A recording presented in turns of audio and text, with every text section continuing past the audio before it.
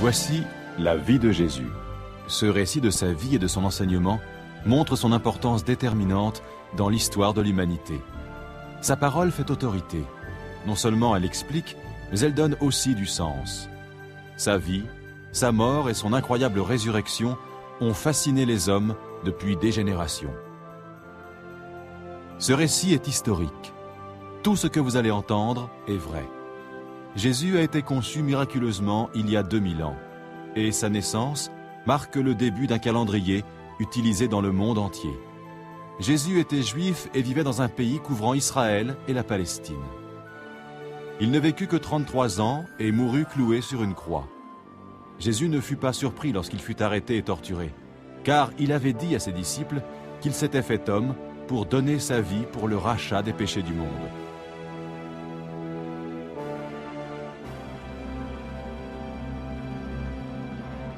Pendant les 3 ans qui précédèrent sa mort, Jésus alla de ville en ville afin d'enseigner aux hommes qu'il était envoyé par Dieu pour donner son Esprit éternel, le Saint-Esprit, à tous ceux qui accepteraient le don de son pardon. Ainsi, tout homme qui le suivrait aurait l'assurance de vivre avec Dieu pour toujours après sa mort. Pour montrer qu'il était bien Dieu, le Créateur ayant pris forme humaine, Jésus accomplit de nombreux miracles. Il a guéri des malades, calmé des tempêtes et ramené des morts à la vie. Ce sont les Saintes Écritures, appelées la Bible, qui nous rapportent le plus fidèlement la vie de Jésus.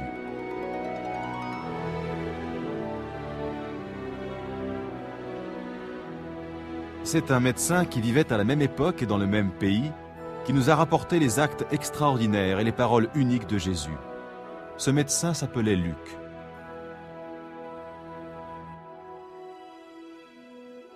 Vous allez maintenant découvrir une partie de la vie de Jésus d'après l'Évangile selon saint Luc.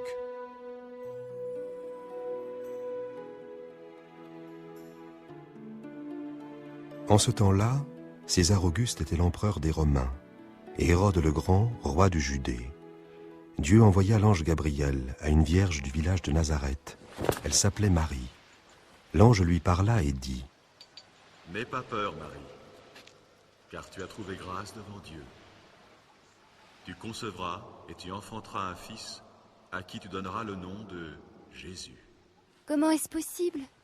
Je suis vierge. Le Saint-Esprit viendra sur toi. C'est pourquoi le Saint-Enfant qui naîtra de toi sera appelé le Fils de Dieu. Son royaume est éternel. »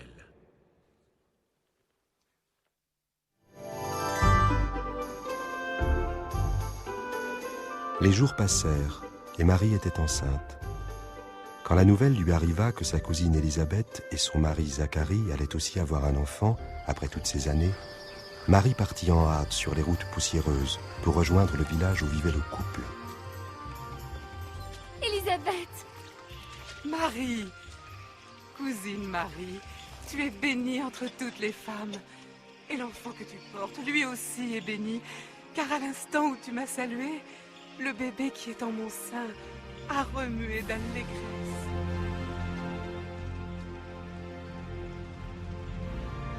Mon âme exalte et magnifie le Seigneur, et mon esprit a trouvé la joie en Dieu, mon Sauveur.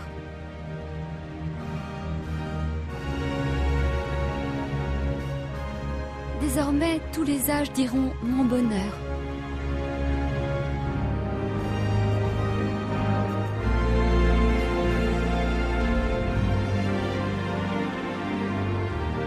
Les jours se transformèrent en mois, et le temps de la naissance approchait. À ce moment-là, le gouvernement romain qui occupait Israël annonça une décision qui allait changer le cours des événements. Sachez, hommes de Nazareth, que l'empereur César Auguste a fait paraître un édit exigeant un recensement sur les territoires occupés de Galilée et de Judée. Tous doivent aller se faire inscrire, chacun dans sa ville natale.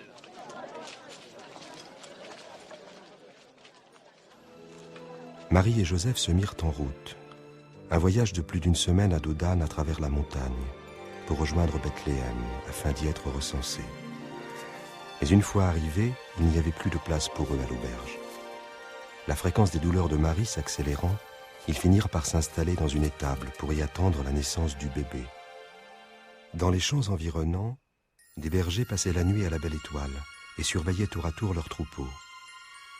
Tout à coup, ils virent apparaître devant eux un ange du Seigneur, resplendissant d'une gloire divine. Que se passe-t-il? Qu'est-ce que c'est? Regardez cette lumière. Elle éclaire tout le ciel. Un ange! C'est un ange! Aujourd'hui, dans la ville de David, un sauveur vous est né. C'est le Christ, le Seigneur. La ville de David. C'est Bethléem! Allons vite voir ce qui s'y passe. La joie des bergers était grande. La tradition juive leur avait enseigné qu'un jour, un Messie, le Sauveur, naîtrait et donnerait sa vie pour eux en pardon de tous leurs péchés. Ils partirent donc très vite pour trouver le nouveau-né. C'est un miracle. Les bergers trouvèrent rapidement Joseph, Marie et Jésus. Le bébé bien enveloppé dans un lange était couché dans une mangeoire. Les bergers s'en retournèrent, louant et glorifiant Dieu au sujet de tout ce qu'ils avaient vu et entendu. C'était bien ce que l'ange leur avait annoncé. La loi juive exigeait qu'un petit garçon soit circoncis à l'âge de 8 jours, une cérémonie religieuse importante. Donc, une semaine plus tard, Marie et Joseph emmenèrent l'enfant à Jérusalem, la capitale dans les montagnes de Judée, à quelques heures au nord de Bethléem. La jeune famille se fraya un chemin à travers les rues étroites et animées, vers le temple, cœur de l'activité religieuse. Siméon, homme d'une piété profonde et sincère, s'approcha d'eux dès qu'ils arrivèrent. L'Esprit Saint avait promis à Siméon qu'il ne mourrait pas sans avoir vu le Messie, celui que les Juifs espéraient voir venir dans le monde pour le pardon des péchés. Siméon reconnut Jésus comme l'envoyé du Seigneur. Il le prit dans ses bras et commença à prier. « Maintenant, Seigneur, tu peux laisser ton serviteur mourir en paix. Tu as tenu ta promesse, car de mes yeux, j'ai vu le Sauveur qui vient de toi. Que le Très-Haut vous bénisse. » La jeune famille retourna à Nazareth, son village dans le nord. Marie conservait précieusement dans sa mémoire le souvenir de ces événements et y repensait souvent. Le temps passa. Quand Jésus eut 12 ans, sa famille alla à Jérusalem pour célébrer les fêtes de la Pâque, point culminant de l'année pour les Juifs. Quand les fêtes se terminèrent, ils rentrèrent chez eux. Sur la route, ils découvrirent soudain que Jésus n'était pas avec eux. Pendant 3 jours, pleins d'anxiété, Marie et Joseph coururent les rues de Jérusalem à la recherche de Jésus. Les parents très inquiets trouvèrent enfin l'enfant. Il était dans la cour du temple, assis au milieu des maîtres religieux. Mais qui est cet enfant qui pose tant de questions? Il vient de Nazareth. Nous le croyons reparti avec nous. Veuillez excuser sa ferveur. Mon enfant, pourquoi nous as-tu fait cela? Nous étions très inquiets en te cherchant partout, ton père et moi. Pourquoi m'avez-vous cherché? Ne saviez-vous pas que je dois m'occuper des affaires de mon père? Puis Jésus retourna à Nazareth avec ses parents où il grandit en force et en sagesse. Il se rendait agréable à Dieu et aux hommes. Pendant la 15e année du règne de l'empereur romain Tibère, la parole de Dieu se fit entendre à Jean, le fils d'Élisabeth, la cousine de Marie. Jean enseignait aux foules de se détourner du péché, d'être baptisés et de se consacrer à Dieu. On l'appelait Jean-Baptiste. Éloignez-vous du péché, faites-vous baptiser, et Dieu pardonnera vos péchés. Le discours de Jean l'amena sur les rives du Jourdain, un endroit naturellement adapté pour parler aux foules. Il baptisait tous ceux qui croyaient en son message. Ainsi qu'il est écrit au livre des paroles du prophète Ésaïe, une voix crie dans le désert. Préparez le chemin du Seigneur. Rendez droit ses sentiers. Tout ravin sera comblé. Toute montagne et toute colline seront abaissées. Les passages tortueux seront redressés. Les chemins rocailleux aplanis. Et tous les hommes verront le salut de Dieu. Que devons-nous faire? Oui, Qu'attends-tu de nous? Aide-nous. Dis-nous comment il faut faire. Que celui qui possède 2 habits en donne à l'homme qui n'en a aucun. C'est vrai, c'est ce qu'on doit faire. Et que celui qui a de quoi manger partage ce qu'il a. Maître, et nous les collecteurs d'impôts, que devons-nous faire? N'exigez rien de plus que ce qui est légal.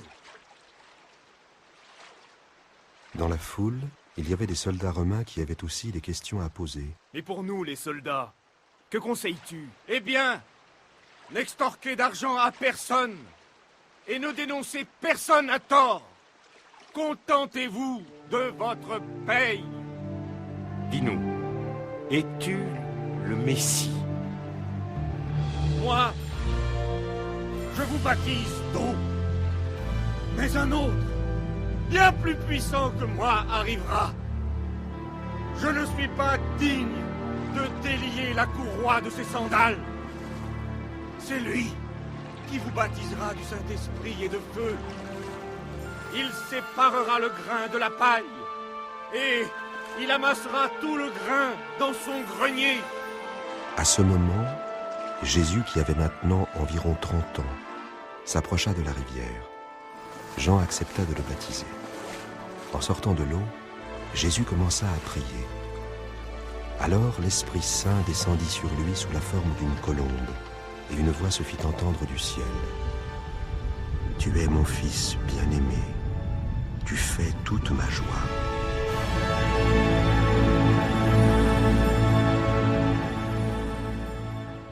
Ensuite, l'Esprit de Dieu conduisit Jésus dans le désert, où il fut tenté par le diable, durant 40 jours.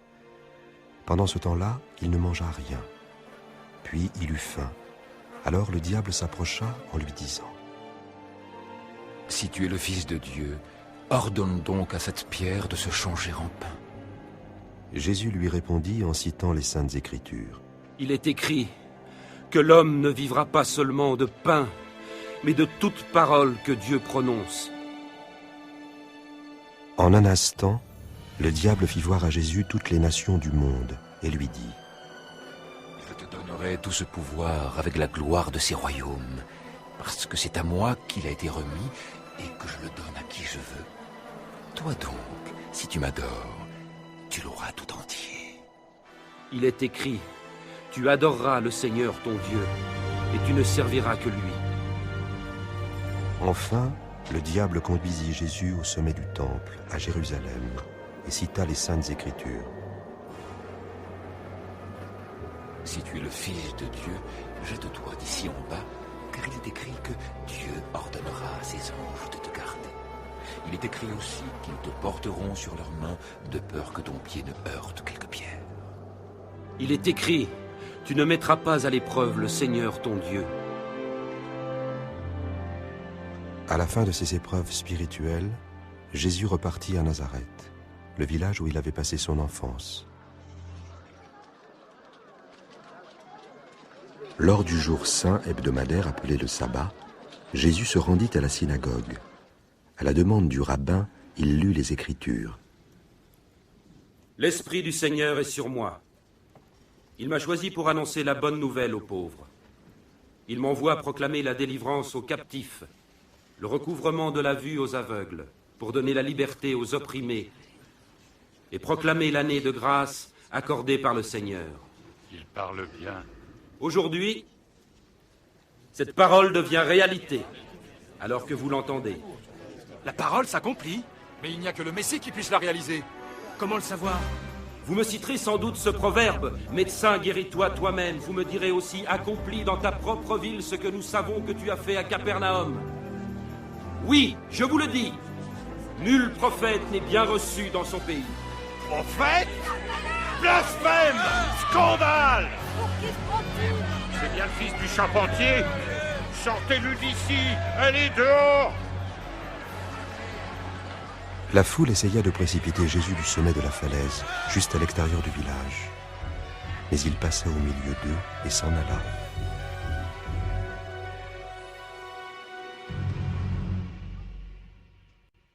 Comme l'œuvre spirituelle de Jésus devenait importante, il commença à rassembler des disciples pour les préparer à annoncer l'avènement du royaume de Dieu.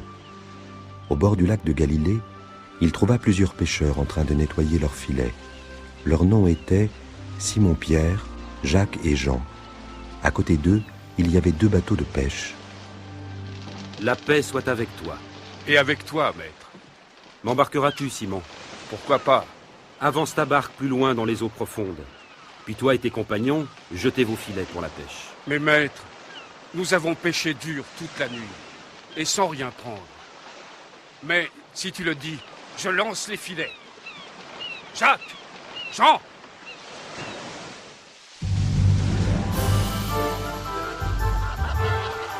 Avec Jésus à bord, ils suivirent ses instructions et prirent une si grande quantité de poissons que les filets étaient prêts à se rompre. Jacques! Jean! Approchez votre barque! Venez nous aider! Vite! Pas possible! Nous sommes occupés! Ça suffit! Ça suffit! Devant un tel miracle, Simon-Pierre tomba à genoux devant Jésus, saisi de respect et d'adoration. Éloigne-toi de moi, Seigneur, car le péché est en moi. N'aie pas de crainte, car tu pêcheras des hommes désormais.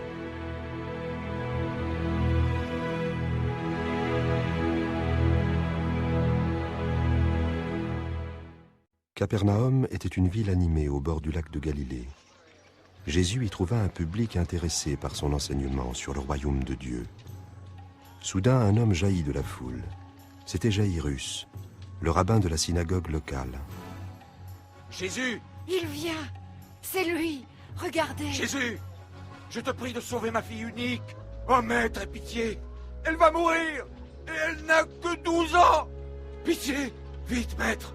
Viens! Laissant la foule derrière lui, Jésus suivit le rabbin. Sur la route, ils rencontrèrent un ami de la famille.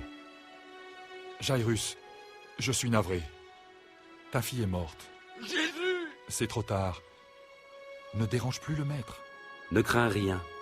Crois seulement. Et ta fille guérira.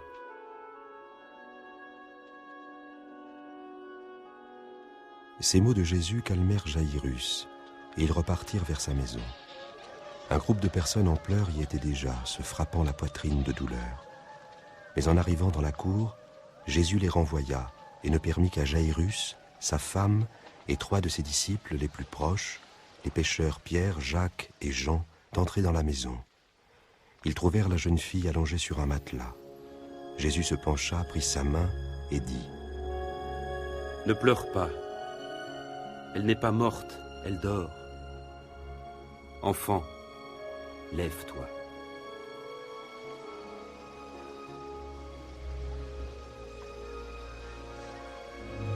La jeune fille ouvrit les yeux et s'assit, en parfaite santé. Elle se lève. Ma fille! Elle est vivante. Donnez-lui à manger, mais ne dites rien. Personne ne doit être mis au courant.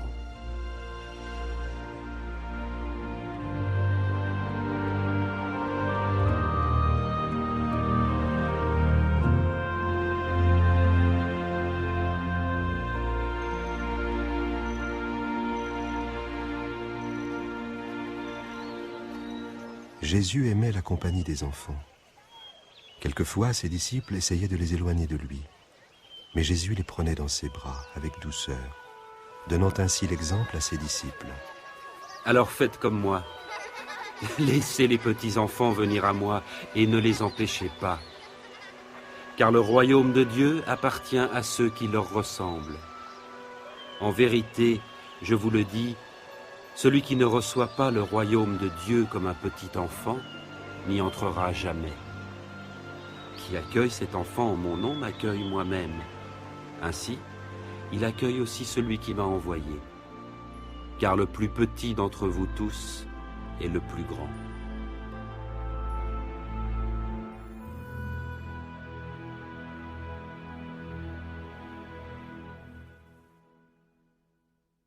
Partout où Jésus allait, les gens se rassemblaient autour de lui. De toute la Judée, Jérusalem et la campagne environnante. Beaucoup venaient pour être guéris ou parce qu'ils étaient habités par des esprits mauvais. Tous essayaient de toucher Jésus. La force qui émanait de lui en guérissait beaucoup. Sauve-nous, Jésus! Nous avons besoin de toi, maître. D'autres venaient l'écouter parler, intéressés par son message sur le royaume de Dieu. Les mots de Jésus touchaient leur cœur, corrigeant certains, irritant d'autres, mais ayant un effet sur les vies de tous. Jésus leur parlait des bénédictions de Dieu. Heureux les pauvres, car le royaume de Dieu est à vous. Heureux vous qui avez faim, car vous serez rassasiés. Heureux vous qui pleurez maintenant, car vous rirez. Heureux ceux qui seront haïs, méprisés, insultés, traités de mauvais à cause du Fils de l'homme.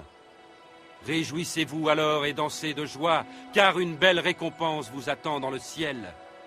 Car c'est ainsi que leurs ancêtres ont traité les prophètes. Puis, Jésus leur répéta les avertissements des anciens prophètes. Malheur à vous qui possédez des richesses, car vous avez eu votre bonheur.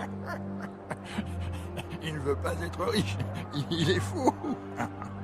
Malheur à ceux qui rient maintenant, car vous connaîtrez le deuil et les larmes. Ce que disait Jésus allait souvent à l'opposé de ce qu'attendaient les gens. Malheur à vous quand tous les hommes disent du bien de vous, car leurs ancêtres ont fait pareillement avec les faux prophètes. Mais je vous dis, à vous, aimez vos ennemis. Quoi? Aimer nos ennemis? Et même César? Faites du bien à ceux qui vous haïssent. Bénissez qui vous maudit. Priez pour ceux qui vous calomnient. Si quelqu'un te donne une gifle sur une joue, offre-lui aussi l'autre.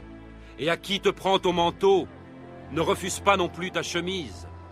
Et donne à tous ceux qui te demandent. Et si quelqu'un prend ce qui est à toi, ne lui demande pas de te le rendre.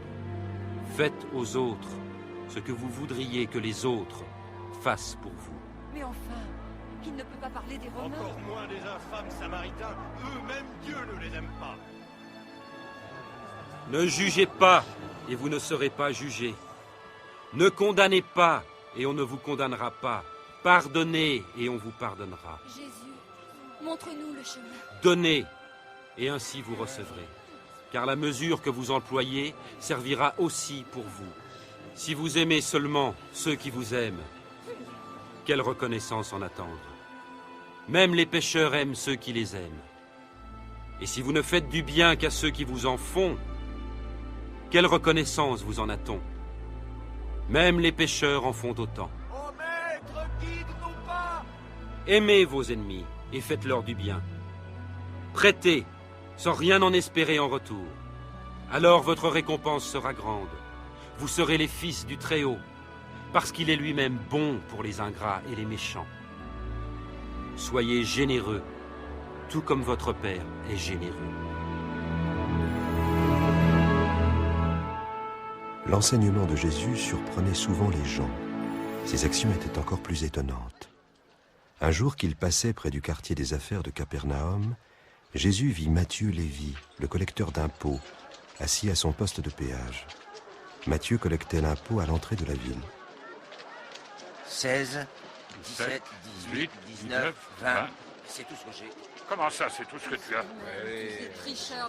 Parce que des collecteurs d'impôts comme Matthieu volaient leur propre peuple, la plupart des Juifs les haïssaient et refusaient tout contact avec eux.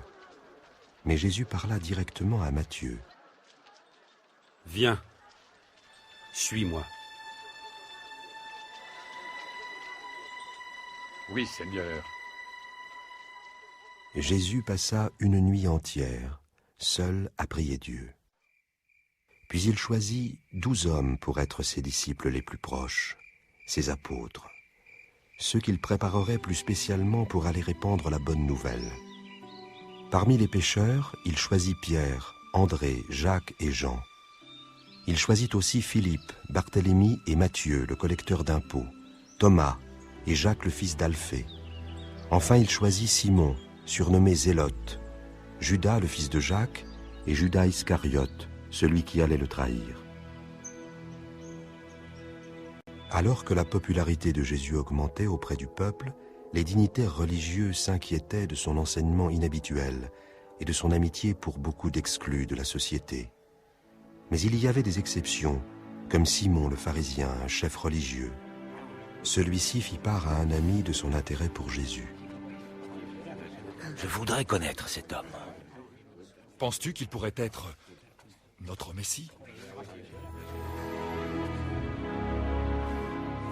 Simon invita donc Jésus à dîner, pour savoir s'il était l'élu que les Juifs attendaient. Jésus arriva chez Simon avec ses disciples. Ils se déchaussèrent à la porte et passèrent rapidement dans la confortable salle à manger. Jésus fut invité à s'asseoir près de son hôte. Allons les enfants, laissez-nous. Vous m'entendez? Allons. Ah, ces enfants, ils ne sont jamais tranquilles. Tout le monde s'assit et attendit d'être servi. Que vient-elle faire là? Je sais pas.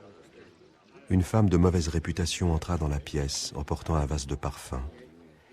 Elle avait appris que Jésus mangeait dans cette maison. Qu'est-ce qu'elle fait ici? La femme se précipita vers Jésus. Avec ses larmes, elle lava ses pieds poussiéreux. Avec ses longs cheveux, elle les essuya, puis elle les embrassa. Simon se dit: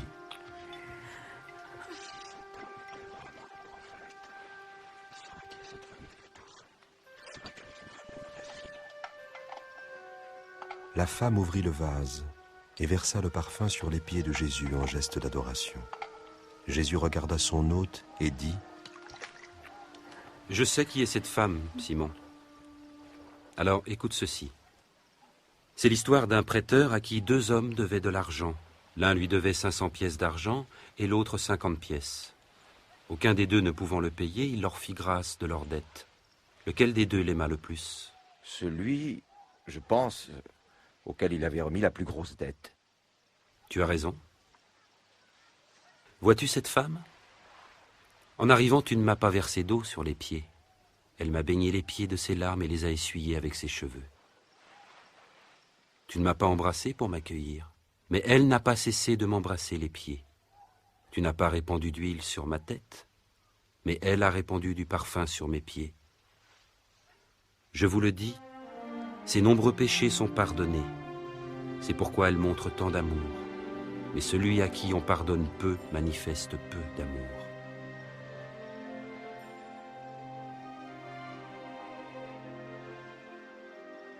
Puis Jésus se tourna vers la femme et lui dit: Tes péchés te sont pardonnés. Ta foi t'a sauvé. Va en paix.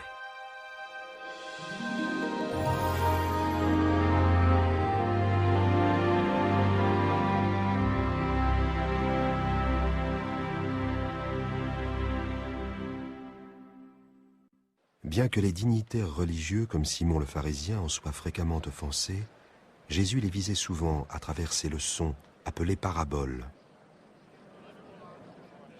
Il ne va pas nous quitter. Parle-nous. Parle-nous. Un jour, 2 hommes se présentèrent au temple pour prier. L'un d'eux était chef religieux, l'autre collecteur d'impôts. Le chef religieux se tenait à part et priait.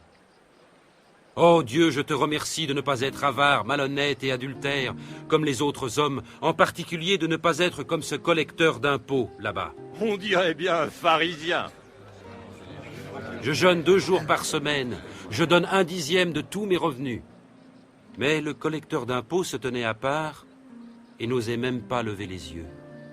Il se frappait la poitrine en disant « Oh Dieu, aie pitié du pécheur que je suis. » Je vous l'assure, c'est ce dernier, et non pas l'autre, qui rentré chez lui fut déclaré juste devant Dieu. Car tout homme qui s'élève sera abaissé, et celui qui s'abaisse sera élevé. Tendez l'oreille et venez à moi. Écoutez, et votre âme vivra. Cherchez l'Éternel pendant qu'il est là. Invoquez-le tandis qu'il est prêt. Que le coupable abandonne sa voie, et l'homme malfaisant ses pensées. Qu'il revienne à l'Éternel, qui aura compassion de lui, qui pardonnera généreusement. Vous sortirez dans la joie et vous serez conduits dans la paix.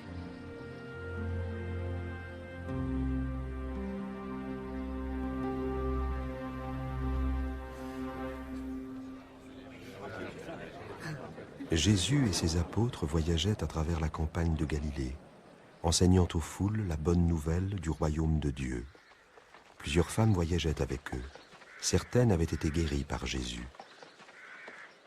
Vers la même époque, le gouverneur Hérode Antipas avait fait emprisonner Jean-Baptiste. Jean avait annoncé que Dieu allait envoyer son Fils sur terre et dit aux gens de se détourner du péché et de se préparer pour l'arrivée du Messie. Quand ses disciples vinrent le voir en prison, ils expliquèrent à Jean ce que Jésus faisait. Nous arrivions à la porte de Naïn. On menait un mort au cimetière. C'était le fils unique d'une veuve. Quand Jésus la vit, il eut pitié d'elle. Il toucha le cercueil et dit « Jeune homme, lève-toi » Le mort alors se redressa. Et Jésus le rendit à sa mère. Jean les renvoya à Jésus avec cette question. Demande-lui. Dis, es-tu vraiment celui qui devait venir? Ou devons-nous en attendre un autre? Les disciples de Jean quittèrent la prison et cherchèrent Jésus. Ils le trouvèrent en train de guérir des malades et de débarrasser des esprits mauvais ceux qui en étaient affligés. C'est Jean-Baptiste qui nous envoie. Es-tu vraiment celui qui devait venir? Ou devons-nous en attendre un autre? Dites-lui ce que vous avez vu et entendu. Les aveugles voient, les boiteux marchent.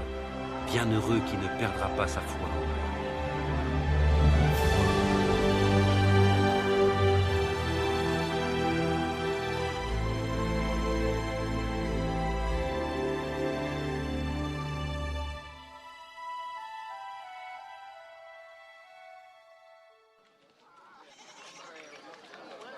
Je veux le voir. Monte sur mes épaules. Là, tu le vois? Ah oui, je vois Jésus. Des commerçants, des pêcheurs et des marchands étaient venus en Galilée pour écouter Jésus. Au milieu de la foule, il y avait aussi des paysans. Alors Jésus en profita pour enseigner le royaume de Dieu à travers un exemple tiré de la vie agricole. Un jour, un homme sortit pour semer. Et tandis qu'il semait, du grain tomba sur le chemin. Il fut piétiné, et les oiseaux du ciel ont tout mangé. Une partie tomba parmi les pierres, et après avoir poussé, elle dessécha par manque d'humidité. Une partie tomba parmi les ronces, et les ronces levèrent avec le grain et l'étouffèrent. Mais une partie tomba en bonne terre. Les graines germèrent et produisirent du fruit. Chaque grain en donna 100 autres.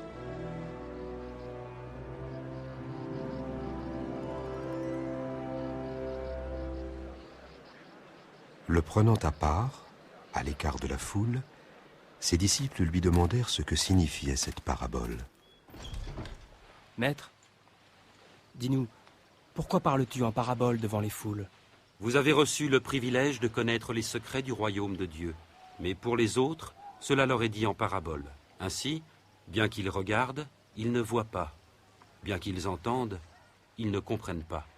Chaque auditeur avait à l'esprit cette vision familière du laboureur ensemençant son champ, pendant que son serviteur préparait la terre à recevoir la semence. Voici le sens de cette parabole. Le grain est la parole de Dieu. Le grain tombé au bord du chemin, ce sont ceux qui entendent. Mais ensuite, le diable survient et enlève cette parole de leur cœur pour les empêcher d'y croire et d'être sauvés.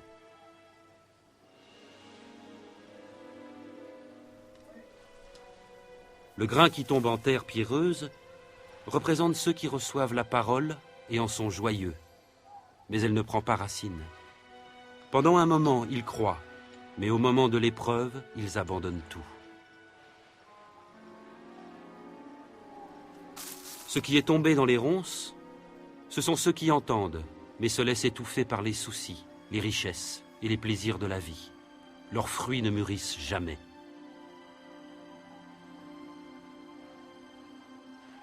Et le grain tombé en bonne terre, ce sont ceux qui entendent la parole dans un cœur loyal et bon, et qui la retiennent.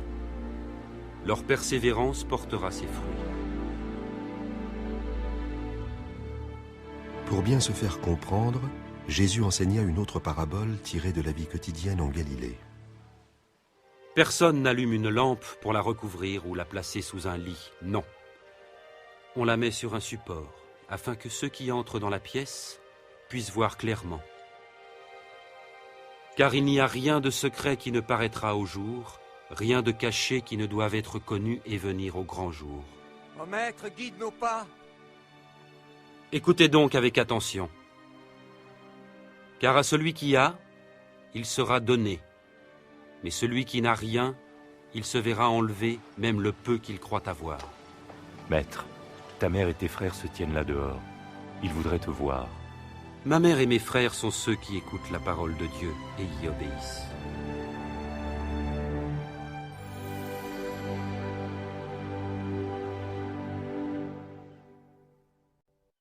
Un jour, Jésus et ses apôtres montèrent dans une barque pour traverser le lac de Galilée, une petite mer intérieure qui pouvait toutefois se révéler dangereuse.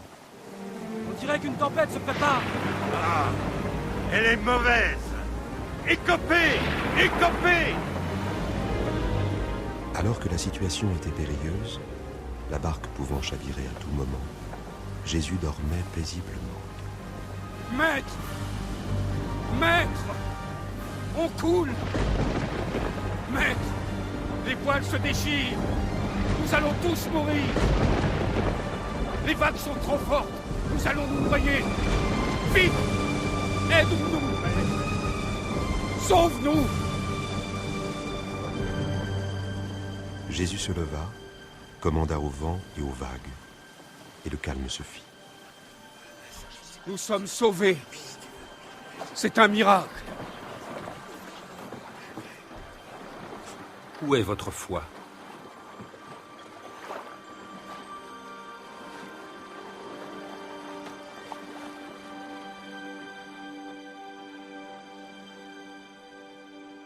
Comme la mer se calmait, Jésus et ses disciples voguèrent en direction de Gérasa. La côte était accidentée. On pouvait voir au loin un troupeau de porcs dans un champ surplombant la falaise.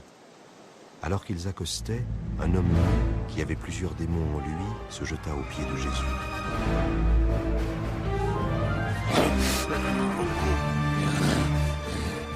Jésus, Fils du Dieu très haut, que veux-tu de moi? Je t'en prie, ne me punis pas. Quel est ton nom? Légion, nous te supplions, ne nous jette pas dans l'abîme. Laisse-nous entrer dans ce troupeau de porcs.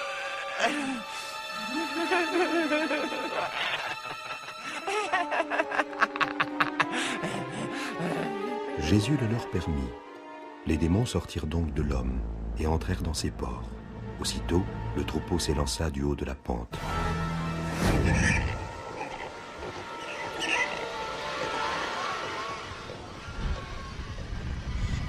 Hé! Revenez! Arrêtez! Revenez! Le troupeau se jeta dans le lac, où il se noya, sous les yeux effarés de leur gardien. Va-t'en d'ici! Toi, le magicien, laisse-nous! Va-t'en! Va-t'en d'ici! L'homme avait revêtu un habit et s'était assis aux pieds de Jésus. Il était délivré des démons. Son visage était radieux et paisible. Maître, je veux te suivre partout. Laisse-moi t'accompagner. Rentre chez toi et dis ce que Dieu a fait pour toi. L'homme fit ce que Jésus avait ordonné. Partout où il allait, il répétait l'histoire de sa délivrance, encore, et comment Jésus avait transformé sa vie.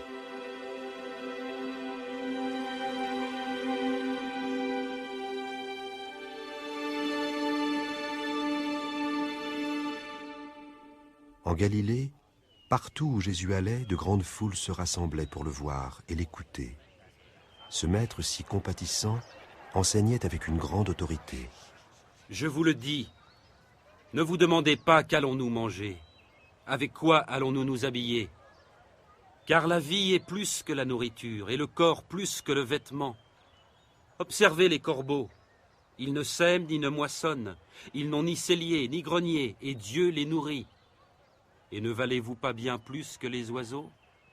Mais il faut bien s'occuper de soi-même. Qui d'entre vous peut, à force d'inquiétude, prolonger tant soit peu sa vie? Si donc vous êtes sans pouvoir, même pour si peu, pourquoi vous mettre en souci du reste? Parle encore, Seigneur. Observez ces lys, et comme ils croissent, ils ne filent ni ne tissent, et pourtant, Salomon lui-même, dans toute sa gloire, n'a jamais été vêtu comme l'un d'eux. Si Dieu revêt ainsi l'herbe des champs qui demain sera jetée dans le feu, il fera donc bien plus pour vous, ô gens de peu de foi. Fais grandir notre foi. Si votre foi était grosse comme une graine de moutarde, vous pourriez dire à l'arbre qui est là, « Déracine-toi et va te planter dans la mer. » Et il vous obéirait. Même si son enseignement déroutait les adultes, sa douceur attirait les enfants. Il l'écoutait assis à ses pieds. Il y aura toujours des occasions de chute, mais malheur à qui en sera la cause. Il vaudrait mieux pour lui qu'on lui attache une pierre au cou et qu'on le jette à la mer pour qu'il ne provoque pas la chute de l'un de ses petits. Beaucoup de gens en quête de vérité l'écoutaient attentivement, parfois sans bien comprendre le sens de ses paroles. À quoi est semblable le royaume de Dieu? Il ressemble à la graine de moutarde qu'un homme prit et mit dans son jardin. La graine poussa, devint un arbre, et les oiseaux du ciel nichèrent dans ses branches. Mais en fait, où sera-t-il, ce royaume? Le royaume de Dieu ne viendra pas d'une façon spectaculaire. Et personne ne dira « Venez, il est ici » ou « Il est là ». Car le royaume de Dieu est au milieu de vous. Le temps viendra où vous désirerez voir un seul des jours du Fils de l'homme, mais vous ne le verrez pas. En effet, quand le Fils de l'homme reviendra, il sera comme l'éclair qui jaillit d'un point à l'autre du ciel et illumine tout l'horizon. Mais il faut d'abord qu'il souffre et qu'il soit rejeté par les gens d'aujourd'hui. Mais les adultes ne comprenaient pas toujours Jésus, même les dignitaires religieux les plus éduqués. Puis comment peux-tu manger et boire avec ces gens de mauvaise vie? Les bien portants n'ont pas besoin de docteur. Seuls les malades l'attendent. Je n'appelle pas ceux qu'on dit respectables à se repentir, mais les pécheurs. Parle-nous encore du royaume de Dieu. Allez, raconte encore. N'ayez pas peur, petit troupeau, car votre Père a trouvé bon de vous donner le royaume. Vendez ce que vous possédez et distribuez le produit aux pauvres. Constituez-vous dans les cieux un trésor inaltérable et qui ne s'épuisera pas. Aucun voleur ne pourra l'atteindre et aucune mythe l'entamer. Car là où est votre trésor, là aussi sera votre cœur.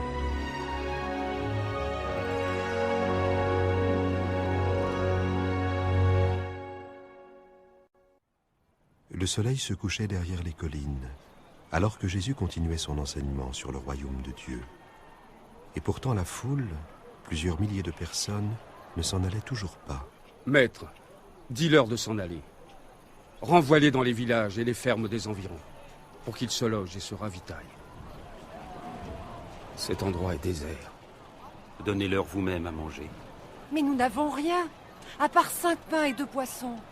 Jésus ordonna à ses disciples de faire s'asseoir la foule en groupe de 50.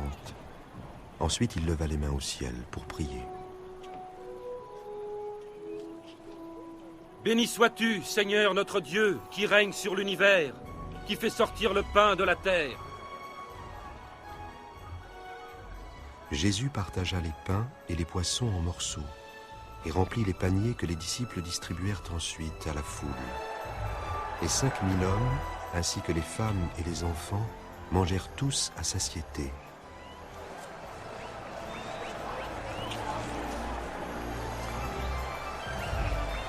C'est un miracle. C'est incroyable. C'est un miracle. Les disciples passèrent parmi les groupes pour ramasser les restes. Ils rassemblèrent ainsi 12 grands paniers bien remplis.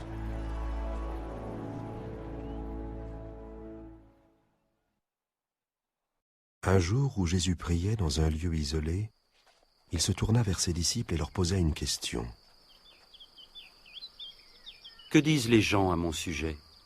Pierre prit la parole au nom de tous. Certains disent que tu es Jean-Baptiste. Pour d'autres encore, tu es Élie. Et puis, certains croient que l'un des prophètes d'autrefois est revenu à la vie. Et à votre avis, qui dites-vous que je suis? Le Christ, l'envoyé de Dieu.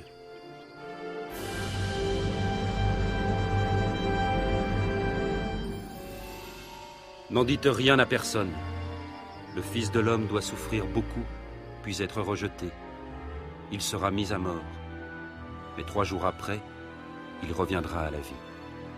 Jésus avait donc prédit sa mort. Il serait crucifié, c'est-à-dire cloué sur une croix. Puis il ressusciterait 3 jours après sa mort. Mais ses disciples ne comprirent pas. Qui d'entre vous me suivra? Je te suivrai, Seigneur. Mais d'abord, laisse-moi aller dire adieu à ma famille. Quiconque met la main à la charrue, puis regarde en arrière, n'est pas fait pour le royaume de Dieu. Si quelqu'un veut venir à ma suite, qu'il renonce à lui-même, et prenne sa croix chaque jour, et qu'il me suive. Car celui qui veut sauver sa vie la perdra, mais celui qui perd sa vie à cause de moi la sauvera. À quoi sert-il à un homme de gagner le monde entier s'il perd son âme? Dieu soit loué! Seigneur, montre-nous le chemin! Partout où il allait, Jésus attirait les foules, tant son enseignement et sa compassion pour les exclus étaient inhabituels. Comme lui et ses disciples approchaient de Jéricho, un aveugle était assis au bord du chemin, en train de mendier. Qu'est-ce que c'est? Que se passe-t-il? C'est Jésus de Nazareth qui passe par là. Jésus!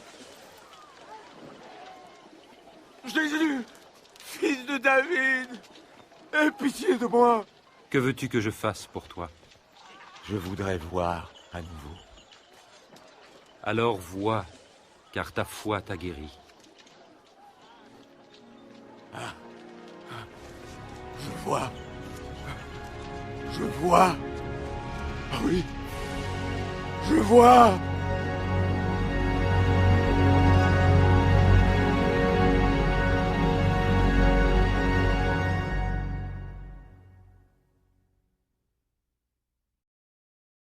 Les miracles de Jésus prouvaient qu'il était celui qu'il disait être, le Fils de Dieu. Pour ses apôtres, il était le Messie, l'élu de Dieu. Un après-midi, Jésus les emmena au pied du mont Hermon. Dans la fraîcheur du soir, il choisit 3 apôtres, Pierre, Jacques et Jean, pour monter prier dans la montagne avec lui. Ouf, quelle pente! J'en peux plus. Moi aussi. Je suis vraiment fatigué. Les 3 disciples s'endormirent. Soudain, alors que Jésus priait, son visage devint lumineux et ses vêtements d'une blancheur éblouissante. Pierre, qu'est-ce qui se passe? Les apôtres endormis se réveillèrent précipitamment et virent 2 des anciens prophètes, Moïse et Élie, parlant avec Jésus. Tu accompliras la volonté de Dieu. Tu mourras à Jérusalem. Alors que les prophètes partaient, Pierre prit la parole. Maître, il est bon que nous soyons ici. Alors dressons 3 tentes. Une pour toi, une pour Moïse et une pour Élie.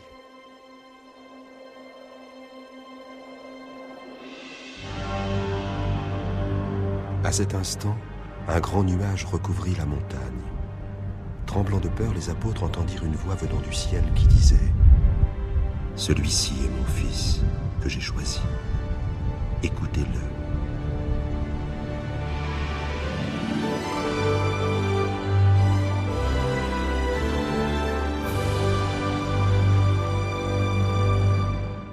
Après ces événements inhabituels, Jésus, accompagné de Pierre, Jacques et Jean, revint vers les autres disciples.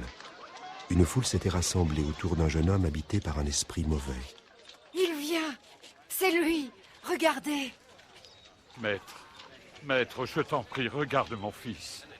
Aide-le, je t'en prie, c'est mon unique enfant. J'ai prié tes disciples de chasser l'esprit qui est en lui, mais ils n'ont rien pu faire. Génération incrédule et pervertie. Combien de temps encore devrais-je vous supporter? Amène-moi ton fils. À ce moment, l'esprit impur jeta le corps du garçon sur le sol et le secoua violemment. Jésus ordonna au démon de sortir et le garçon fut immédiatement guéri. Son visage est guéri aussi. C'est merveilleux.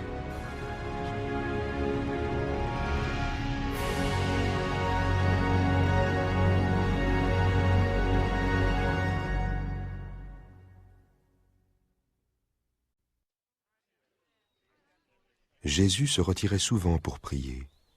Un jour, ses disciples lui présentèrent une requête importante. Apprends-nous à prier, comme Jean l'a appris à ses disciples.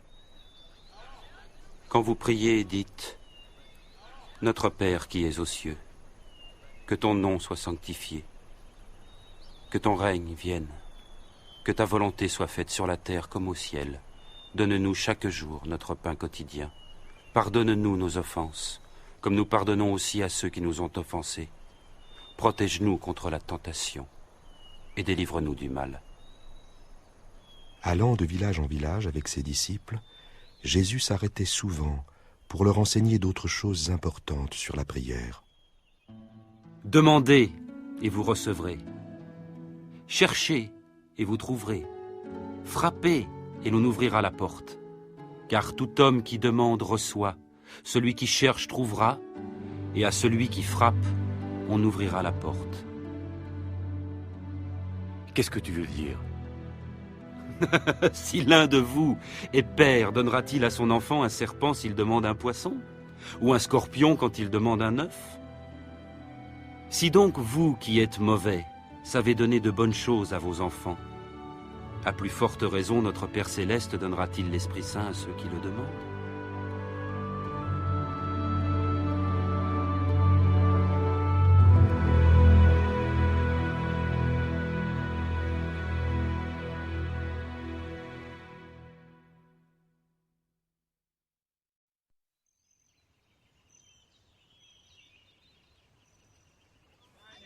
Un matin, au moment où Jésus et ses disciples s'apprêtaient à partir, un notable courut après eux et s'agenouilla devant Jésus.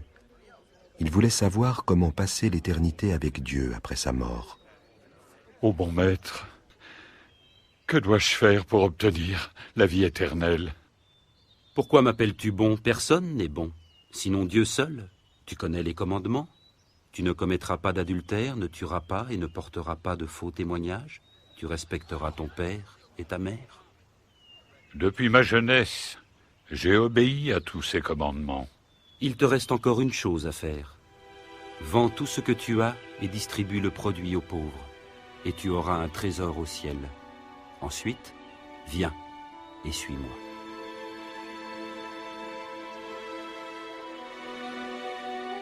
L'homme riche baissa la tête et repartit tristement. Jésus le regarda s'éloigner et dit à ses disciples: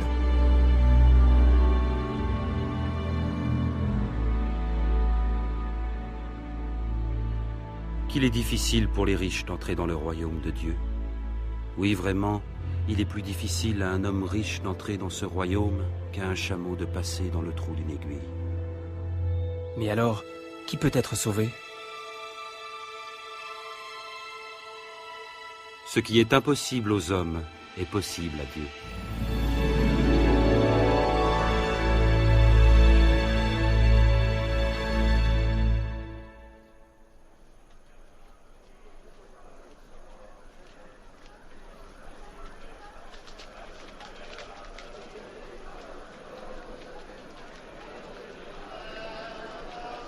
Pendant leur voyage, Jésus et ses disciples allaient souvent dans les synagogues, assister aux offices hebdomadaires le jour du sabbat. Un rabbin en visite était souvent invité à y prendre la parole. Nous avons un rabbin en visite aujourd'hui. Écoutons Jésus de Nazareth. Alors qu'il se levait pour parler, Jésus aperçut dans la foule une infirme au dos déformé.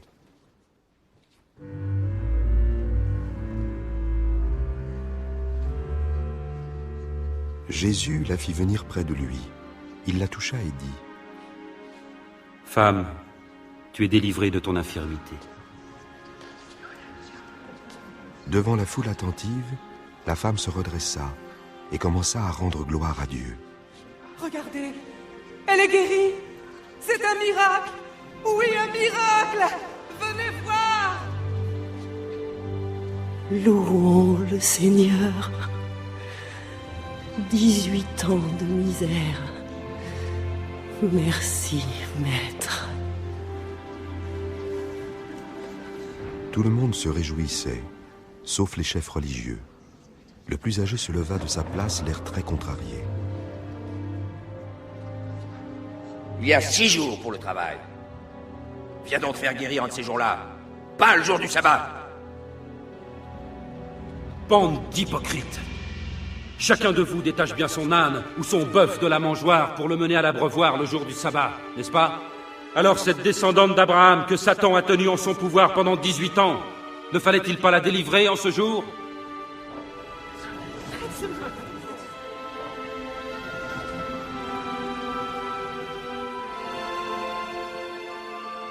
À ces paroles, tous ses adversaires étaient couverts de honte, et la foule se réjouissait de toutes les merveilles qu'il faisait.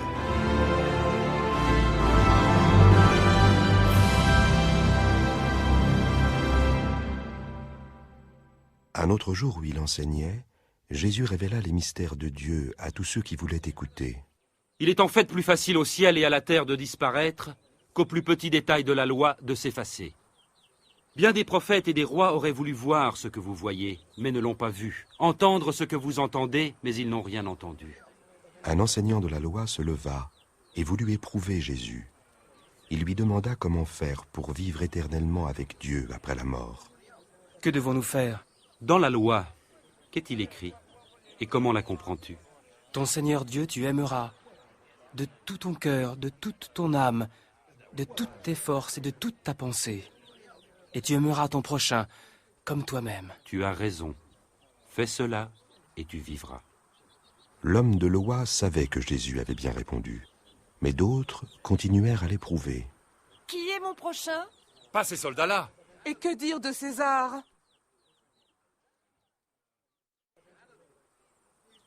Sachant qu'en général, les gens n'aiment pas ceux qui sont différents, Jésus commença à leur raconter une histoire. Ceux qui l'écoutaient pouvaient facilement imaginer la scène. La route isolée et désertique, dangereuse pour les voyageurs imprévoyants, des bandes de voleurs souvent cachées dans les falaises proches. Un jour, un homme descendait de Jérusalem vers Jéricho. Des brigands l'attaquèrent. Il fut dépouillé, frappé et abandonné à moitié mort. Il se trouva qu'un prêtre passait sur cette route. Il vit l'homme, l'évita et passa de l'autre côté. De même, un serviteur du temple passa, vit l'homme, s'écarta et s'éloigna rapidement. Mais un étranger, méprisé, un Samaritain, voyageait par là et trouva l'homme. Quand il le vit, il éprouva une grande pitié. C'est impossible, impossible. Il s'approcha, banda ses plaies en y versant de l'huile et du vin, le chargea sur sa propre monture, le conduisit à une auberge et prit soin de lui. Le lendemain, il donna 2 pièces d'argent à l'aubergiste et lui dit « Prends soin de lui, et si tu dépenses quelque chose de plus, c'est moi qui te rembourserai quand je repasserai. »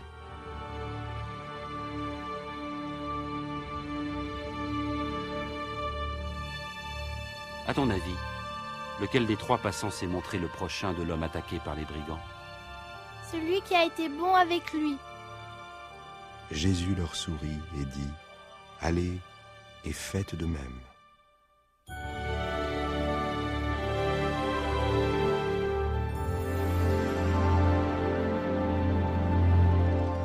Jésus traversa la ville de Jéricho en allant à Jérusalem pour célébrer la Pâque. Une foule nombreuse et joyeuse se pressait autour de lui. Beaucoup lui demandaient comment obtenir le pardon de leurs péchés et entrer dans le royaume de Dieu. Jésus, montre-nous le chemin. Maître, sauve-moi!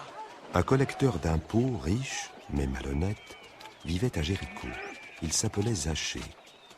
Il voulait rencontrer Jésus à tout prix. Comme il était petit, perdu dans la foule qui s'était massée dans les rues, il ne pouvait pas le voir. Alors il monta sur un arbre. Regardez, c'est le collecteur d'impôts. Jésus s'arrêta sous l'arbre et leva les yeux. Zachée, descends et fais vite, car je dois loger chez toi aujourd'hui. Chez moi? Qu'est-ce qu'il va faire chez lui? Comment Zachée connaît-il Jésus? Plein de joie, Zachée descendit et accueillit Jésus chez lui. Mais la foule était choquée. Les collecteurs d'impôts volaient leur propre peuple. Aucun autre dignitaire religieux n'aurait voulu être vu en compagnie de l'un d'eux. Ces représentants de l'oppresseur romain étaient vraiment haïs. La compassion que lui montra Jésus toucha profondément Zachée. Voilà, je donne la moitié de mes biens aux pauvres. Et puis si j'ai escroqué quelqu'un, je promets de rendre le quadruple. Je n'y crois pas, je rêve. Un collecteur d'impôts qui rembourse? C'est impossible. Le salut vient d'entrer dans cette maison, car cet homme lui aussi est un descendant d'Abraham. Le Fils de l'homme est venu chercher et sauver ce qui était perdu.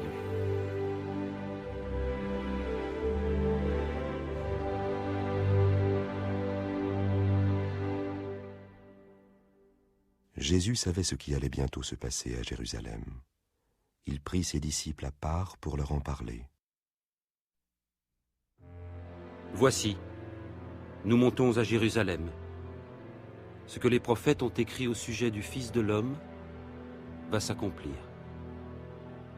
En effet, il sera livré aux païens, soumis aux moqueries. On l'insultera, on crachera sur lui. Il sera fouetté et mis à mort. Puis, le troisième jour, il ressuscitera. Approchant de Jérusalem, Jésus choisit d'entrer dans la ville sur le dos d'un petit âne. Il accomplit ainsi une prophétie vieille de 500 ans. Un roi juste, victorieux et humble, entrerait dans la ville monté sur un petit âne. Les foules se réjouissaient de son arrivée et l'appelaient leur roi. Dieu soit loué! Cet homme est vraiment un prophète. Seigneur, montre-nous le Paix, chemin. honneur, gloire au roi! Présents dans la foule, des rabbins vinrent se plaindre auprès de Jésus. Maître, demande à tes disciples de faire moins de bruit. Je te le dis, si jamais ils se taisaient, ce seraient les pierres qui crieraient de joie. Gloire à Dieu! Gloire à Dieu! Il a calmé la tempête! Alors que Jésus approchait de Jérusalem, il s'arrêta et contempla la ville. Puis il pleura sur elle, prédisant sa destruction prochaine à cause de l'incrédulité de ses habitants. Si seulement tu avais su comment trouver la paix, mais cela t'est caché. Maintenant des jours viendront où tes ennemis établiront contre toi des ouvrages de siège, te cerneront de tous côtés, et ils te détruiront complètement. Ils tueront tes enfants. Ils ne laisseront pas en toi pierre sur pierre parce que tu n'as pas reconnu le temps où tu as été visité.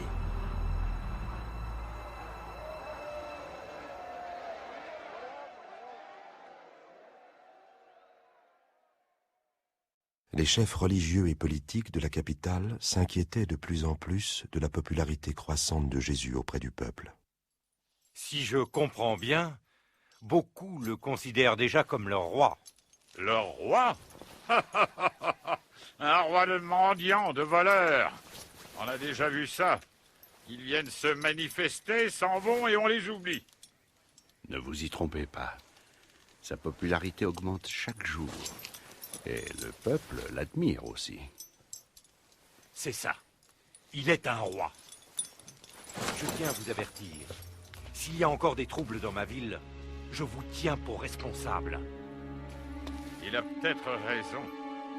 Il est temps pour nous de confronter ce Galiléen. C'était la semaine précédant la Pâque, la fête religieuse qui rassemblait les Juifs à Jérusalem. Jésus passa sous le grand porche du temple et pénétra dans la cour. Je veux acheter 2 colons. Chef, c'est les plus belles chèvres. 16, 17, 18, 19 et 20. C'est tout ce que j'ai. Comment ça, c'est tout ce que tu as? Le temple était un lieu de culte et de prière. Mais les prêtres avaient permis que cette partie du bâtiment sacré devienne un marché animé, où on changeait de l'argent et vendait des animaux pour les sacrifices. Jésus se mit en colère. Renversant les tables de change, il chassa les marchands de la cour. Il est écrit, ma maison sera une maison de prière, mais vous en avez fait un repère de brigands. Hé, il se dirige vers mes bêtes. Arrêtez-le! Arrêtez-le! Vite, faites venir la garde.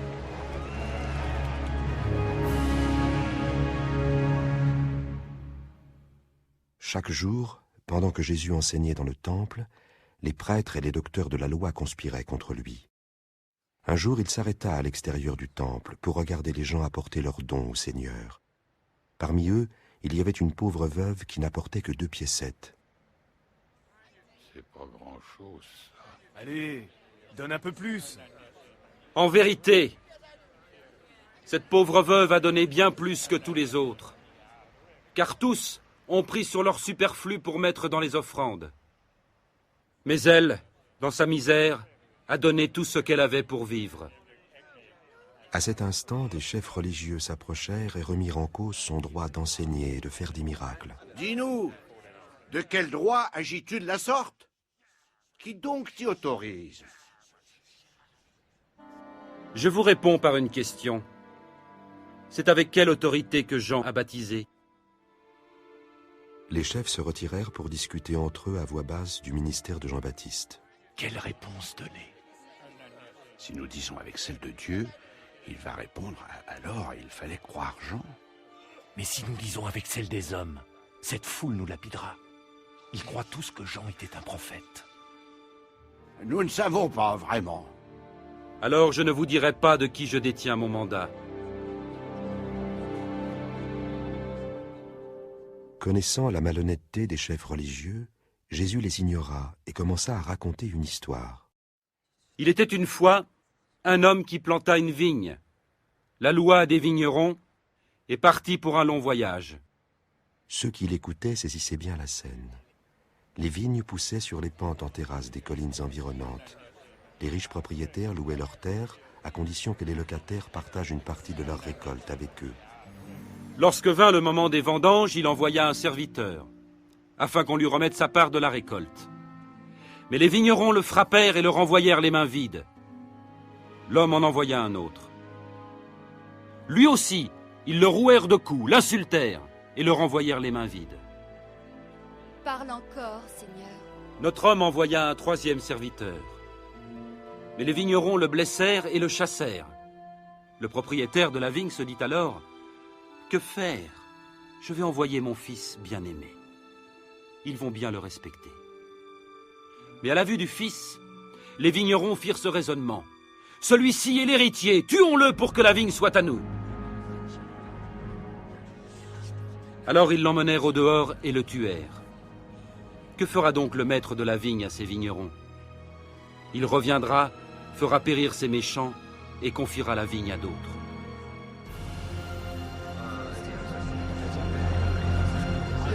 Arrêtez-le!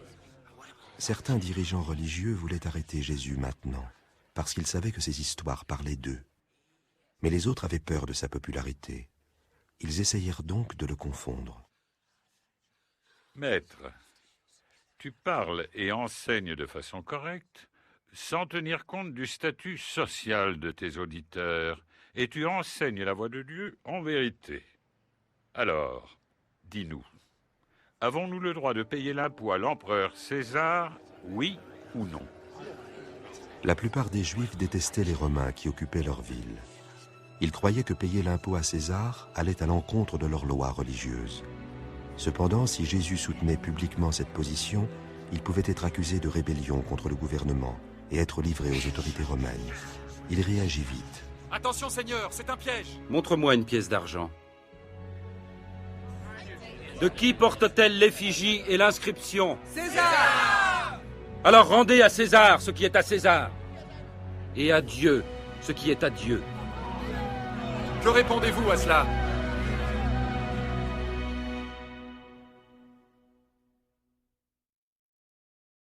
Les dignitaires religieux furent ébahis par la réponse de Jésus. Cependant, ils continuèrent à comploter pour le faire mourir. Un de ses apôtres leur en offrit le moyen.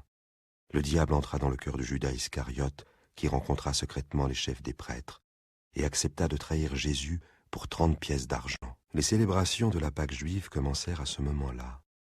Pierre et Jean, les 2 apôtres les plus proches de Jésus, furent envoyés pour acheter un agneau et procéder aux préparatifs pour le repas. Puis Jésus et les 12 apôtres se rassemblèrent dans une grande pièce en haut d'une maison et s'allongèrent autour de la table. J'ai tellement désiré manger cette Pâque avec vous avant de souffrir. Car je vous le dis, jamais plus je ne la mangerai jusqu'à ce qu'elle soit accomplie dans le royaume de Dieu. Le repas en lui-même était une cérémonie importante. Il rappelait la délivrance du peuple d'Israël de l'esclavage en Égypte, plus de 1000 ans auparavant. Il prédisait aussi la délivrance par le Messie tant attendu, qui leur pardonnerait leurs péchés et établirait son royaume. Pendant le repas, Jésus prit du pain et pria.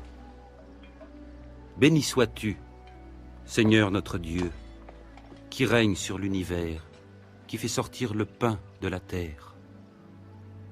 Ceci est mon corps qui est donné pour vous. Faites ceci en mémoire de moi. »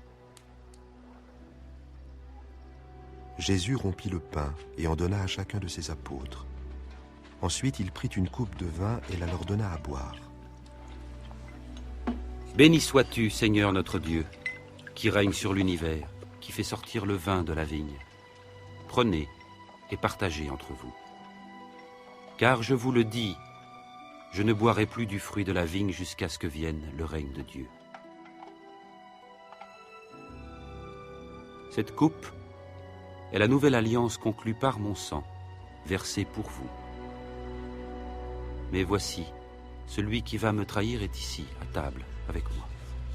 Certes, le Fils de l'homme s'en va selon ce que Dieu a décidé, mais malheur à l'homme par qui il est trahi. C'est impossible. Il ne peut pas y croire. Impossible. Dis-nous son nom, Seigneur. Simon, Simon, écoute. Satan vous réclame pour vous éprouver tous, pour séparer le bon du mauvais, tel le fermier qui sépare son grain de la paille. Mais j'ai prié, Simon, pour que ta foi ne défaille pas, et quand tu seras revenu à moi, affermis tes frères. Maître, avec toi je suis prêt à aller en prison, et même à la mort. Je te le dis, Pierre, le coq ne chantera pas aujourd'hui que tu n'aies par 3 fois nié me connaître.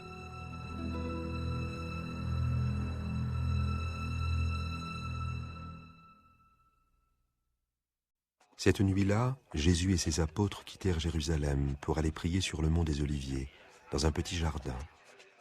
Il y avait là une lourde pierre qui servait à écraser les olives pour en extraire l'huile.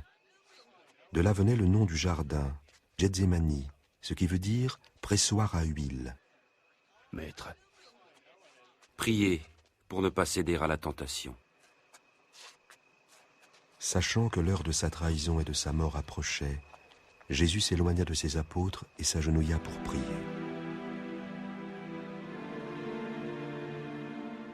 Ô Père, si toi tu le veux, éloigne de moi cette coupe, mais que soit faite ta volonté et non la mienne.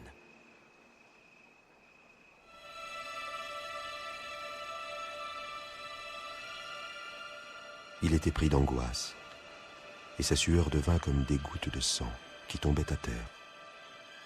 Un ange lui apparut pour le fortifier. Quand il se releva, Jésus s'aperçut que ses apôtres s'étaient endormis.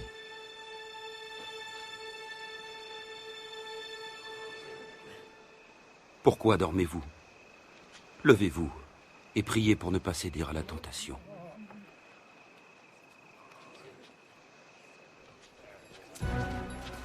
Soudain, tout un groupe de prêtres et de soldats surgit, avec à sa tête Judas Iscariote. Le traître s'approcha de Jésus pour l'embrasser. Judas, c'est par un baiser que tu trahis le Fils de l'homme? Plusieurs disciples saisirent les épées qu'ils avaient cachées dans leur tunique. Maître, nous avons nos épées. Allez, arrêtons-le. Pierre bondit pour défendre Jésus et donna un coup d'épée au serviteur du grand prêtre, lui coupant ainsi l'oreille. Assez, ça suffit. Et Jésus mit sa main sur l'oreille de l'homme et le guérit. C'est un miracle. Vous êtes venu avec des épées et des gourdins comme pour un bandit. J'étais avec vous chaque jour dans le temple et vous n'avez pas mis la main sur moi. Mais cette heure-ci est à vous et à la puissance des ténèbres. Allez, arrêtons-le! Les soldats entourèrent Jésus et lui attachèrent les mains. Ses apôtres s'enfuirent, craignant pour leur vie.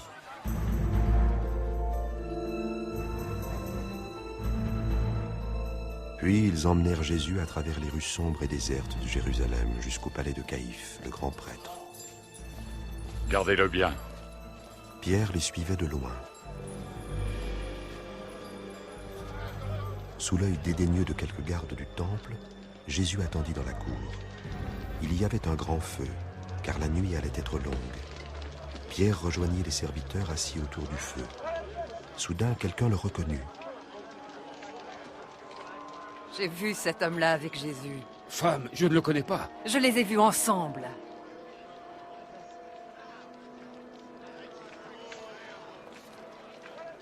Les gardes voilèrent le visage de Jésus et le frappèrent. Dis-nous qui te frappe. Prophétise donc. Qui va te frapper? Dis-nous ce qui va se passer.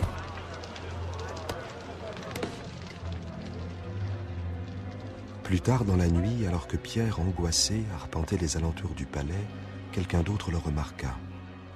Tu étais avec lui, toi? Oh non, pas du tout. Pendant ce temps, le grand conseil des chefs religieux se rassembla rapidement. Un fonctionnaire fut envoyé chercher le prisonnier. Nous sommes tes humbles serviteurs! Arrêtez. J'ai dit arrêtez. Emmenez-le au conseil. Allez. Alors qu'on emmenait Jésus, un homme dans la foule montra Pierre du doigt. Cet homme-là était certainement avec Jésus, parce qu'il est aussi galiléen. Je ne sais pas du tout de quoi tu parles. Jésus se retourna et le regarda. Pierre se souvint alors de la prédiction. Je te le dis, Pierre, le coq ne chantera pas aujourd'hui que tu n'aies par 3 fois nié me connaître. Pierre s'enfuit de la cour en pleurant.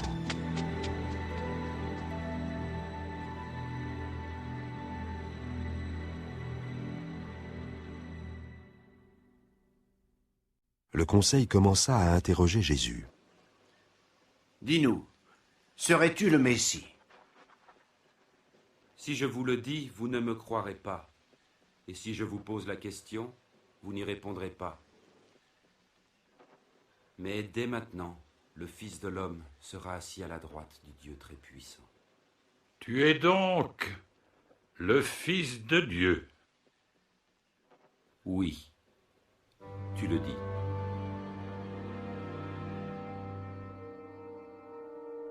De quel droit parle-t-il ainsi? Nous avons tous entendu ces paroles. Coupable! Oui, il est coupable! Amenons-le devant Pilate. Oui, emmenez-le. Allez, à Pilate!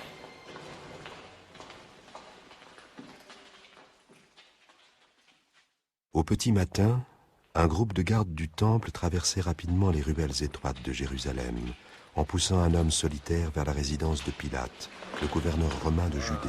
Allez! Pilate, un homme cruel qui avait fait crucifier des milliers d'hommes, n'avait aucun respect pour les Juifs. Que cherchez-vous ici d'aussi bonne heure le matin? Cet homme jette le trouble parmi notre peuple. Il a causé une émeute au marché du temple. Quelle sera sa punition? Les fonctionnaires romains ne s'intéressaient pas du tout aux querelles religieuses, à moins qu'elles ne troublent l'ordre public. Je ne vois aucune raison de le condamner. Aucune raison. Pour nous, il est coupable. Il conseille de ne pas payer d'impôts à l'empereur. Et il prétend être le Messie, un roi. Cette accusation intéressa Pilate. Cela pouvait être une trahison et une menace pour lui. Un roi? Serais-tu le roi des Juifs? Tu le dis. Il a commencé en Galilée et il est venu jusqu'ici. En Galilée? Est-ce que cet homme est un Galiléen? Et dans ce cas, il faut que Hérode s'en occupe. Il est encore à Jérusalem, n'est-ce pas? Emmenez-le à Hérode. Oui, tout de suite. De nouveau, ses accusateurs poussèrent Jésus à travers les rues de Jérusalem et l'amenèrent au palais d'Hérode. Eh bien, qui donc prétends-tu être? Qui sont ceux que tu appelles tes disciples? Beaucoup disent que tu accomplis des miracles. Fais-en un pour moi. Jésus ne répondit rien, mais les dignitaires religieux et les prêtres se mirent à l'accuser. Majesté, il est accusé de corrompre notre peuple. Et il prétend être un roi. Cet homme-là? Un roi? Hérode commença à insulter Jésus. Les gardes le revêtirent d'une tunique éclatante. Et voilà le manteau du roi. Votre Majesté. Fouettez-le fort. Renvoyez-le à Pilate. Nous sommes dans sa province. Le temps que Jésus, les gardes et les chefs religieux retournent chez Pilate, une grande foule s'y était déjà assemblée. Des officiers, des Juifs venus pour célébrer la Pâque et une populace nombreuse. Mais Pilate, assis sur son siège de juge, se refusait à condamner Jésus. Cet homme-là n'a rien fait qui mérite la mort. Je vais le faire fouetter. Je vais le relâcher. Tu te dois de libérer un prisonnier lors de notre Pâque. À l'occasion de la Pâque, le gouverneur romain avait pour coutume d'amnistier un condamné à mort. Alors relâche Barabbas. Oui, oui, rends-nous Barabbas. Et fais mourir cet homme. Crucifie-le! Oui! Crucifie-le! Toi, fouettez-le. Mais la violente punition que les gardes infligeaient à Jésus ne pouvait calmer la rage de la foule. Qu'est-ce que tu attends, là? Crucifie-le! Oui! Crucifie-le! Dans la foule, il y avait quelques disciples de Jésus, mais leur voix était perdue dans le vacarme. C'est Jésus! Pourquoi le torturez-vous? Libérez-le, c'est le Messie. Il n'a rien fait! Relevez-le. Craignant une émeute, Pilate accepta de faire crucifier Jésus, de le clouer sur une croix. Sous la pression de la foule, il fit libérer Barabbas. Comme il donnait l'ordre de crucifier Jésus, Pilate dit « Je suis innocent du sang de cet homme. »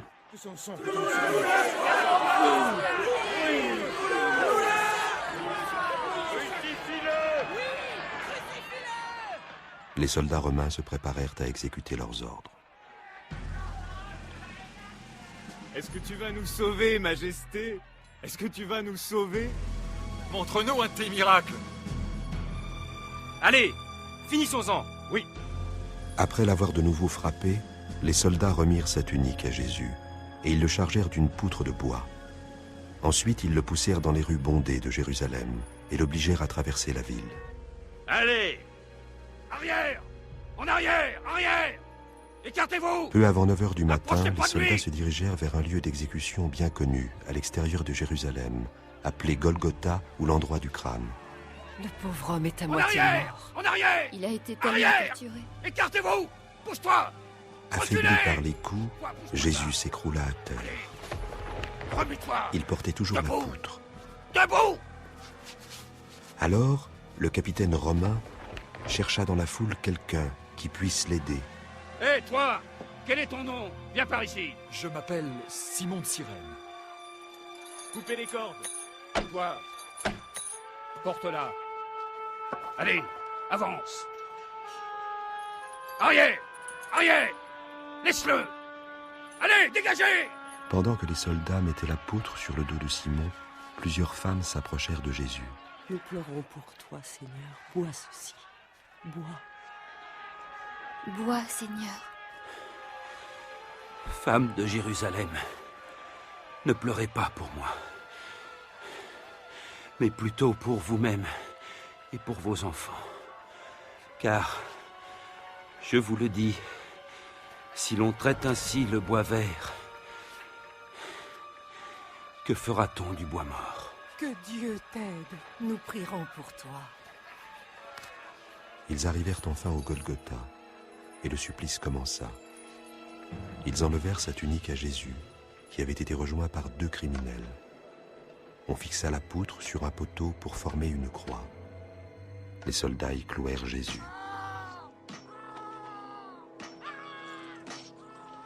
Allez-y, plus vite. Hissez la croix. Toi, place le piquet. Enlevez les cordes.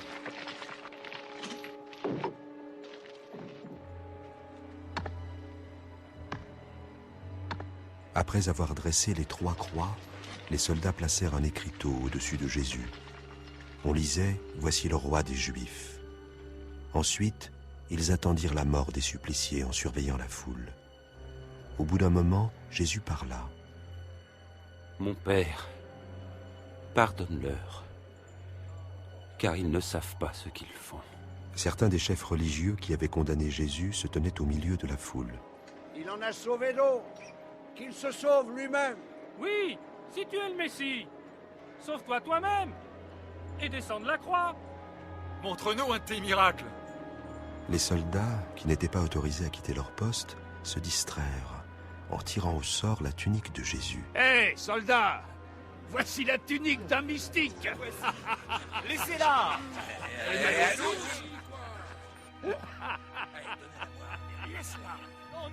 Puis, un soldat lui enfonça dans la bouche une éponge imbibée de vinaigre. Sauve-toi toi-même, si tu es le roi des Juifs.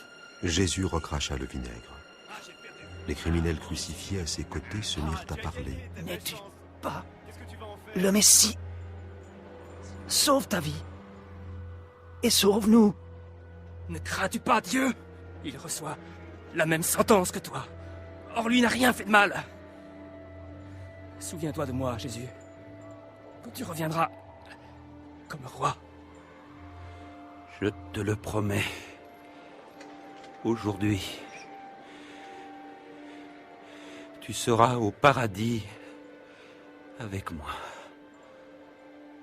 Le temps passait. Alors qu'il faisait encore jour, il y eut des ténèbres sur tout le pays. Non loin de là, dans le temple, il y avait un endroit appelé le Saint des Saints, où une fois par an, le grand prêtre allait demander à Dieu le pardon de tous les péchés. L'immense rideau qui fermait ce lieu se déchira par le milieu. Père, entre tes mains, je remets mon esprit. Le capitaine romain avait vu beaucoup d'hommes mourir, mais jamais de la sorte. Louange à Dieu, car certainement cet homme était juste. Les soldats donnèrent un coup de lance dans le flanc de Jésus. De l'eau et du sang s'en échappèrent. Il était bien mort. On laissait parfois les corps sur les croix jusqu'au lendemain, mais pas les jours saints. Joseph d'Arimathie, l'un des chefs religieux qui était contre la condamnation à mort de Jésus, demanda à Pilate s'il pouvait ensevelir le corps. Pilate accepta. Joseph enveloppa le corps de Jésus dans un linceul, le déposa dans une tombe et ferma l'entrée à l'aide d'une énorme pierre. En quittant le tombeau, Joseph remarqua un groupe de femmes. Elles avaient suivi Jésus quand il était en vie et avaient assisté à sa mort. Pardonne-nous, mais nous suivons le corps de notre Seigneur.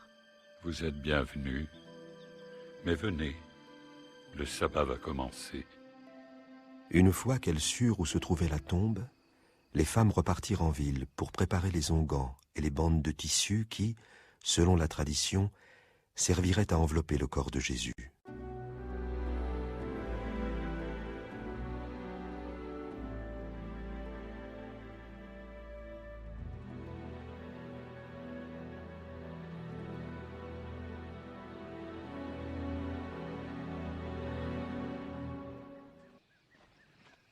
Le dimanche matin, au lever du jour, les femmes se hâtèrent vers le tombeau. Elles se demandaient comment pousser l'énorme pierre. Elles furent stupéfaites de découvrir que la pierre avait été déplacée et que le corps de Jésus avait disparu.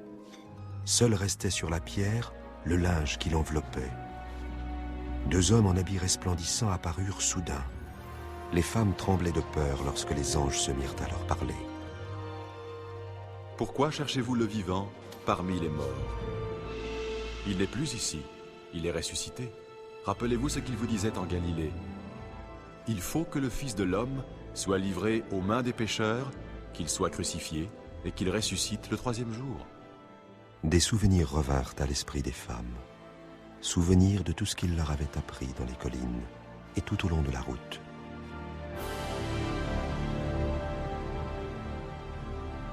N'en dites rien à personne. Le Fils de l'homme doit souffrir beaucoup, puis être rejeté. Il sera mis à mort. Mais 3 jours après, il reviendra à la vie.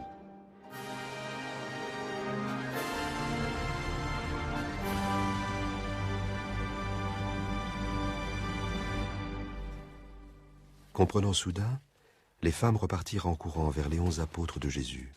Écoutez, la pierre était roulée. Nous sommes entrés et il n'y avait plus rien, plus de corps. Plus de corps? Comment est-ce possible? Et 2 hommes nous sont apparus. Des anges tout brillants comme le soleil. Et ils ont dit: pourquoi cherchez-vous le vivant parmi les morts? C'est vrai! Il faut nous croire, c'est bien vrai. Allez voir vous-même. Le tombeau est vide. Notre Seigneur n'est plus là.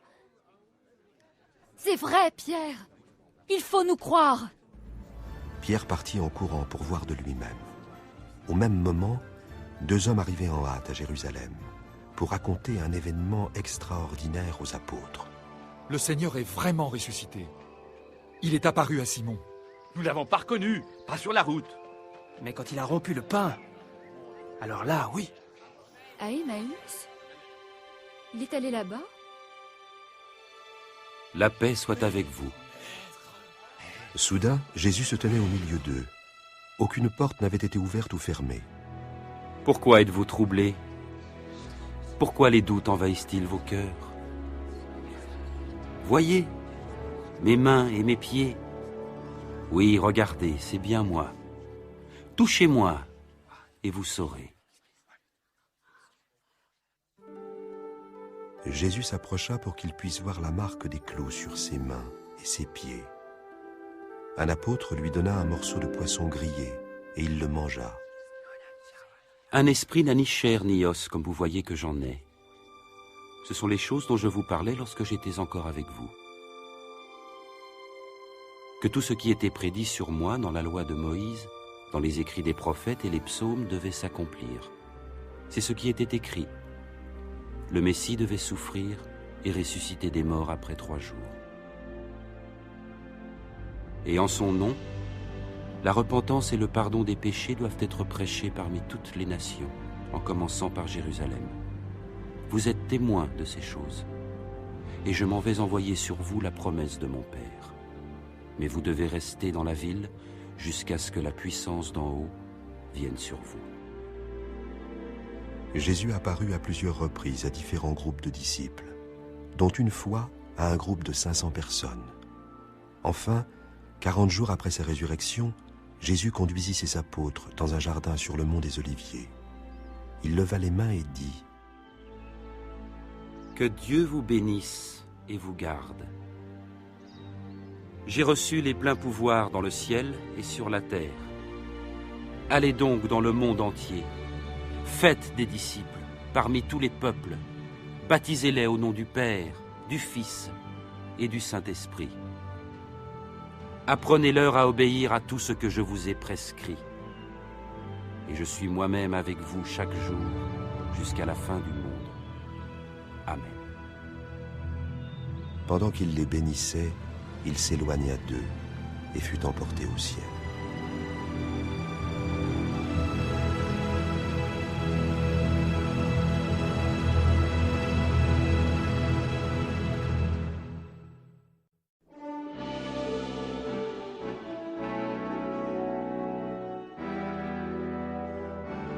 Depuis le jour de sa naissance jusqu'à son retour dans les cieux, la vie de Jésus fut extraordinaire.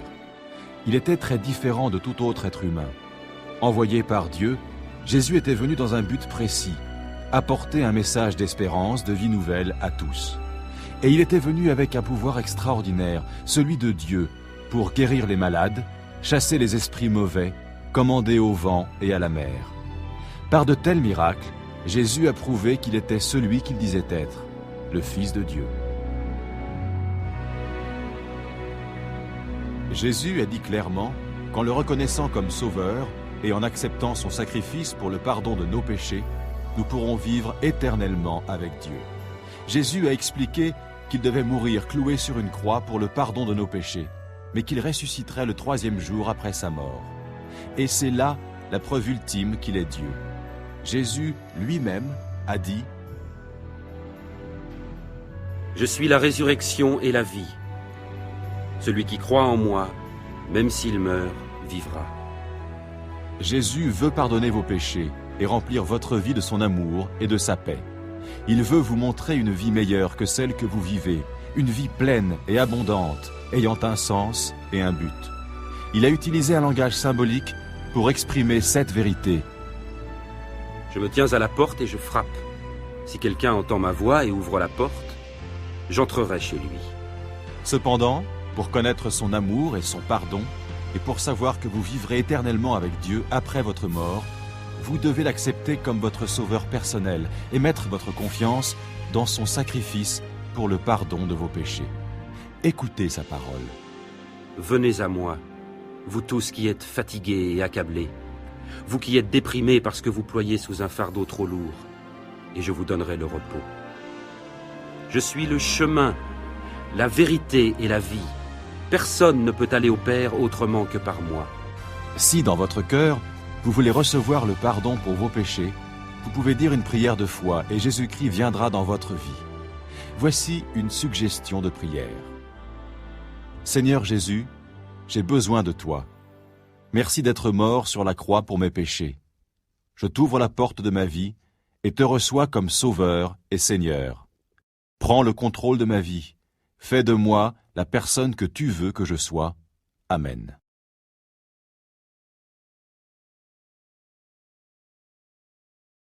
Si vous voulez vraiment inviter le Christ dans votre vie, dites cette prière à haute voix ou tout bas après moi.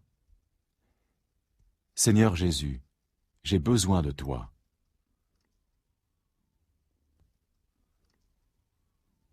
Merci d'être mort sur la croix pour mes péchés.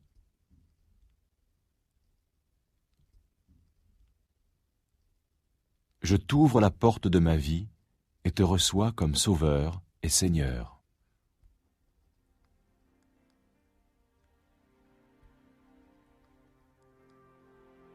Prends le contrôle de ma vie.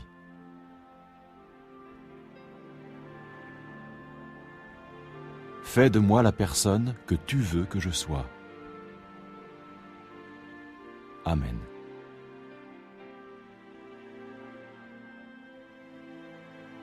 Si vous avez dit cette prière à Dieu avec sincérité, alors Jésus est déjà avec vous. Vous pouvez être sûr que vos péchés sont pardonnés et que vous vivrez auprès de Dieu après votre mort. Parlez-lui chaque jour dans la prière. Apprenez à le connaître en lisant les Saintes Écritures, la Bible, en suivant ses commandements et en vous réunissant avec ceux qui l'aiment et le suivent dans l'Église. Souvenez-vous toujours de sa merveilleuse promesse. Je ne te laisserai jamais.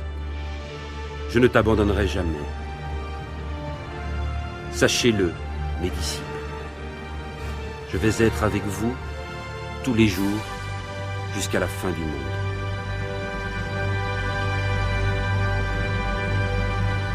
Ceci est une production d'Agapé Média.